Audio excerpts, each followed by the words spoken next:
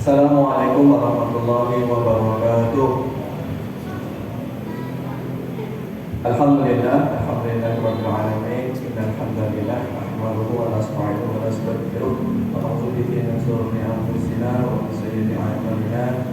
Man yahdihillahu fala mudilla lahu wa man yudlil fala hadiya lahu. Asyhadu an la ilaha illallah wa asyhadu anna Muhammadan abduhu wa rasuluh. Allahumma shalli wa sallim ala sayyidina Muhammad wa ala alihi wa sahbihi ajma'in. Amma ba'd. A'udzu billahi minasyaitonir rajim. Bismillahirrahmanirrahim. Wa lama sabara wa ghafara inna dzalika la min ghurbil umur. Sadaqallahu alazim. Alhamdulillah, jamaah salat Isya sekaligus tarawih yang dirahmati Allah Subhanahu wa taala. Alhamdulillah, marilah senantiasa kita bersyukur kepada Allah Subhanahu wa taala atas segala nikmat yang Allah berikan kepada kita, sehingga pada malam hari ini masih Allah berikan kita kekuatan dan keistiqomahan dalam mengisi bulan Ramadan ini, yang insya Allah kalau dilihat dari tanda-tandanya ya Bapak Ibu ya, saya tadi di jalan tadi kan sempat melihat biasanya kalau Lailatul Qadar itu kan tidak panas tidak dingin, kemudian keadaannya juga tidak ada bintang, artinya nggak mendung-mendung seperti itu. Nah, malam ini sepertinya mendekati ke malam Lailatul Qadar. Kalau kita lihat kondisi di luar itu seperti itu. Jadi semoga Allah Subhanahu wa taala benar-benar mempertemukan kita Lailatul Qadar di malam hari ini, sehingga apa yang tersisa sekarang ini ya menjadi sesuatu yang kita harapkan semuanya, yaitu yang lebih baik daripada 1000 bulan atau 83 tahun insya Allah. Dan untuk itu Bapak Ibu sekalian, memang di 10 malam terakhir itu selalu sisa-sisanya saja yang masih berjuang untuk mendapatkan pahala terbaik ya. Kalau di awal memang banyak orangnya, namun di akhir-akhir ini semakin sedikit ya. Kalau diumpamakan dengan maraton itu, bahwasanya bukan yang pertama kali duluan start yang menang, tapi adalah yang paling lama bertahan, kemudian dia bisa memacu di terakhir-terakhirnya untuk terus lari cepat seperti itu. Ini yang menang ya. Karena kalau dia duluan ngebut gitu kan di awal, kemudian menang, itu namanya maraton, tapi sprint ya, lari jarak pendek. Apa itu? Oh, apa? Orang lewat. Hah? Orang lewat. Boleh, saya kirain HP. Ya, semoga Allah Subhanahu wa taala tetap mengistiqomahkan kita nanti sampai akhir Ramadan ini insyaallah ya. Kemudian salawat mari senantiasa kita sampaikan kepada junjungan kita semua Nabi Muhammad sallallahu alaihi wasallam. Allahumma shalli ala sayyidina Muhammad wa ala ali sayyidina Muhammad, beserta para sahabatnya, para keluarganya, sahabatnya, tabi'in, dan semoga kita termasuk orang-orang yang nantinya mendapatkan syafaat Rasulullah yaumul akhir. Amin ya rabbal alamin. Baik, jamaah sekalian, saya malam hari ini ingin menyampaikan ya, karena sepertinya materinya sudah banyak ya, sudah banyak tersampaikan oleh seseorang gitu ya. Jadi bisa dibilang materinya tuh tinggal dia harus berbeda lah seperti itu. Dan saya yakin materi yang ini belum disampaikan oleh ustadz-ustadz yang lain, bisa jadi ya mungkin ya. Sama saya akan menyampaikan sebuah hadis ya. Pertama judulnya dulu, yaitu pentingnya menjadi pribadi pemaaf. Jadi memaafkan ini bisa kita aplikasikan kapan saja, di mana saja, gitu ya. Gak hanya Ramadan, tapi di luar Ramadan juga bisa. Dan pahalanya sangat luar biasa sekali. Maka saya sampaikan di sini ada sebuah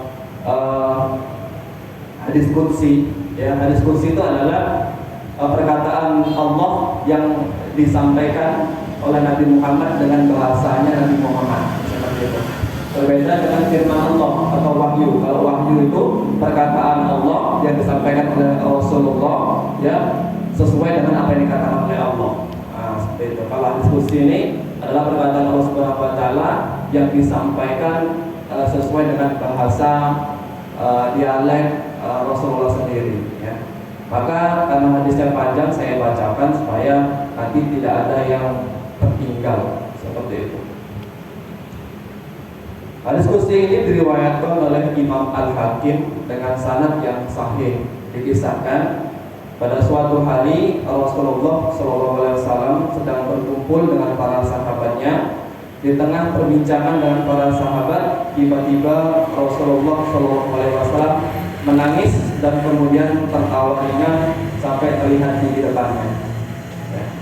Kemudian Umar radhiyallahu anhu yang berada di situ bertanya, "Apa yang membuatmu tertawa wahai Rasulullah?" Kemudian Rasulullah SAW menjawab, "Aku diberitahu malaikat bahwa pada hari kiamat nanti ada dua orang yang duduk bersimpuh sambil menundukkan kepala di hadapan Allah Subhanahu wa taala. Salah seorang mengadu kepada Allah sambil berkata, 'Ya Rabb, ya Allah, ambilkan kebaikan dari orang ini untukku karena dulu ia pernah berbuat zalim kepadaku.' Allah Subhanahu wa taala berfirman, 'Bagaimana mungkin aku mengambil kebaikan saudaramu ini, ya? Karena tidak ada kebaikan di dalam dirinya sedikit pun.'" Tidak ada sama sekali. Orang itu berkata, "Ya Rabb, kalau begitu biarlah dosa-dosaku dipikul olehnya." Sampai di sini mata Rasulullah berkaca-kaca. Rasulullah tidak mampu menahan tetesan air matanya. Beliau menangis. Lalu beliau Rasulullah SAW berkata, hari itu adalah hari yang begitu mencekam, di mana setiap manusia ingin agar ada orang lain yang memikul dosa-dosanya. Rasulullah melanjutkan kisahnya. Lalu Allah berkata kepada orang yang maju tadi, "Sekarang angkat kepalamu." Orang itu mengangkat kepalanya, lalu ia berkata, "Ya Rabb, aku melihat di depanku ada istana-istana yang terbuat dari emas, dengan puri dan singgasananya yang terbuat dari emas dan perak bertahtakan intan berlian. Istana-istana itu untuk nabi yang mana ya Rabb?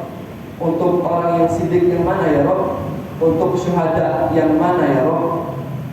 Kemudian Allah Subhanahu wa taala berfirman, "Istana itu diberikan kepada orang yang mampu membayar harganya." Orang itu berkata, "Siapakah yang mampu membayar harganya ya Rabb?" Allah berfirman, "Engkau pun mampu membayarnya."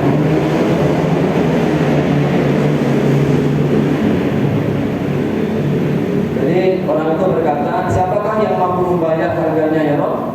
Allah berfirman, "Engkau pun mampu membayar harganya." Orang itu terheran-heran sambil berkata, "Dengan cara apa aku membayarnya ya Rabb?" Allah berfirman, "Caranya engkau maafkan saudaramu yang duduk di sebelahmu yang kau adukan kezalimannya kepadamu." Masya Allah. Orang itu berkata, "Ya Rabb, ini aku memaafkannya." Allah berfirman, "Kalau begitu gandeng tangan saudaramu itu dan ajak dia masuk ke surga bersamamu." Masya Allah ya. Setelah menceritakan kisah itu, Rasulullah SAW berkata, "Bertakwalah kalian kepada Allah dan hendaklah kalian saling berdamai dan memaafkan. Sesungguhnya Allah mendamaikan persoalan yang terjadi di antara kaum muslimin." Ya. Hadis riwayat Al-Hakim yang sahih ya. Baik Bapak Ibu sekalian, itu adalah sebuah hadis kursi yang disampaikan oleh Rasulullah SAW karena beliau mendengar cerita ya dari Jibril pada saat itu. Masya Allah. Maka Bapak Ibu sekalian, ketika memang kalau umpamanya kita memaafkan itu bisa dibilang berat, ya, apalagi kemudian kita menjadi orang yang sangat terzalimi. Namun kalau kita kembalikan kepada Allah, bahwasanya segala sesuatu itu, baik itu yang ujian menyenangkan, ujian yang menyedihkan, itu semua adalah dari Allah Subhanahu wa taala. Maka ketika ada orang yang menzalimi kita, yang bisa jadi itu ujian dari Allah untuk menguji kesabaran kita, bagaimana kedekatan kita kepada Allah. Atau bisa jadi orang menzolimi kita, mungkin dulunya kita pernah melakukan zolim kepada orang lain, gitu kan? Jadi ada balasannya sendiri. Jadi kalau kita memahami konteks ini dalam hal demikian, bahwasanya segala ujian itu baik yang senang maupun yang sedih, yang sengsara, itu semua dari Allah. Maka kita tidak akan ada masalah dengan manusia. Oh, dia menyakiti saya itu karena Allah menguji saya, maka saya sabar seperti itu. Maka demikian. Kemudian ada sebuah kisah lagi yang masih masih sama, bermirip, yaitu suatu ketika Rasulullah selesai mengimami sholat ya pada saat itu. Kemudian Rasulullah berkata kepada para sahabat, sebentar lagi akan datang seseorang yang dijamin masuk surga, kan? Seperti itu. Penasaran para sahabat, siapa? Maka ditengoklah di pintu itu kan, siapa kira-kira datang, kan? Ternyata ada seorang pemuda datang masuk, kemudian sholat, habis sholat pergi dia. Itu aja, seperti itu. Kemudian besoknya lagi, ya Rasulullah berkata demikian juga setelah sholat. Sebentar lagi akan datang seseorang yang akan dijamin masuk surga. Tengok lagi, ternyata orang yang sama yang datang. Ya, besoknya lagi, ya disampaikan juga sebentar lagi akan ada seorang pemuda, ya akan ada seseorang yang dijamin masuk surga, masuk ke masjid. Ternyata sama orangnya seperti itu. Maka ada seorang sahabat yang bernama Abdullah bin Amr, ya, dia penasaran kira-kira apa sih yang amalan apa kira-kira yang bisa yang dia lakukan sehingga Rasulullah pun mengatakan bahwasanya dia dijamin masuk surga. Penasaran. Akhirnya apa? Si Abdullah bin Amr ini mengikuti pemuda tadi, kan? Kemudian bilang sama pemuda tadi, sesungguhnya aku sedang ada masalah dengan bapakku, ya, sehingga aku nggak mau pulang ke rumah. Bolehkah saya menginap di rumahmu selama 3 hari, gitu, kan? Seperti itu. Maka Amr ini menginap selama 3 hari. Jadi dia kan ada misi, ya, misi kira-kira amalan apa sih ini kok bisa Rasulullah sendiri menjamin dia masuk surga? Amalan apa? Jadi ditengoki, dilirik-lirik, ya kan, diperhatikan. Ternyata nggak ada yang spesial, nggak ada yang spesial sama sekali. Bahkan sholat malamnya, bisa bilang tahajudnya aja jarang-jarang, kan? Jadi bingung. Pas hari ketiga setelah selesai kan, karena nggak dapat apa-apa, akhirnya dia jujur. Abdullah bin Amr jujur. Baik saudaraku, sesungguhnya aku nggak ada masalah dengan orang tuaku, gitu ya kan? Cuma saya penasaran amalan apa yang engkau lakukan sehingga Rasulullah berkata bahwasanya engkau dijamin masuk surga. Seperti itu. Ya memang nggak ada yang spesial, nggak ada amalan yang khusus saya katakan, kan? Biasa-biasa aja. Tapi saya sebelum tidur itu, ya, selalu merenung, ya, memaafkan siapa saja yang pernah menzolimi saya, ya, baik itu sengaja ataupun tidak. Kemudian berusaha menghilangkan rasa iri, dengki, dan penyakit-penyakit hati yang ada di hati saya. Jadi amalan utama dia itu adalah memaafkan siapa saja yang pernah menyakiti beliau. Luar biasa, ya. Jadi kita di sini mungkin jangan mudah menyepelekan orang lain. Bisa jadi mungkin orangnya biasa-biasa aja, mungkin ya sholatnya biasa-biasa aja. Ternyata Allah muliakan, ya kan? Allah jamin dia masuk surga, luar biasa.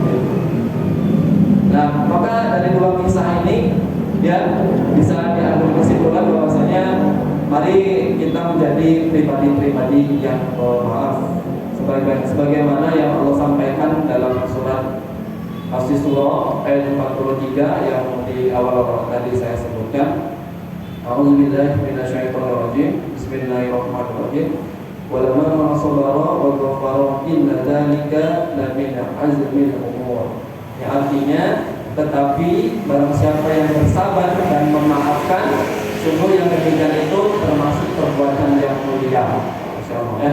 Semoga di akhir-akhir Ramadan ini kita semakin menyempurnakan amalan kita dengan baik, ya, dengan membiasakan diri atau memelihara diri, menyuburkan sifat pemaaf kita dalam diri kita sendiri. Karena segala sesuatu itu adalah datangnya dari Allah, ujian dari Allah. Maka kita kembalikan semuanya kepada Allah. Maka tidak ada lagi sakit hati kita kepada orang lain, tidak ada lagi iri hati kita kepada orang lain. Karena semua adalah ujian. Semoga bermanfaat. Subhanallahumma wa bihamdika, asyhadu an la ilaha illa anta, astaghfiruka wa atubu ilaik. Sekian, wassalamualaikum warahmatullahi wabarakatuh.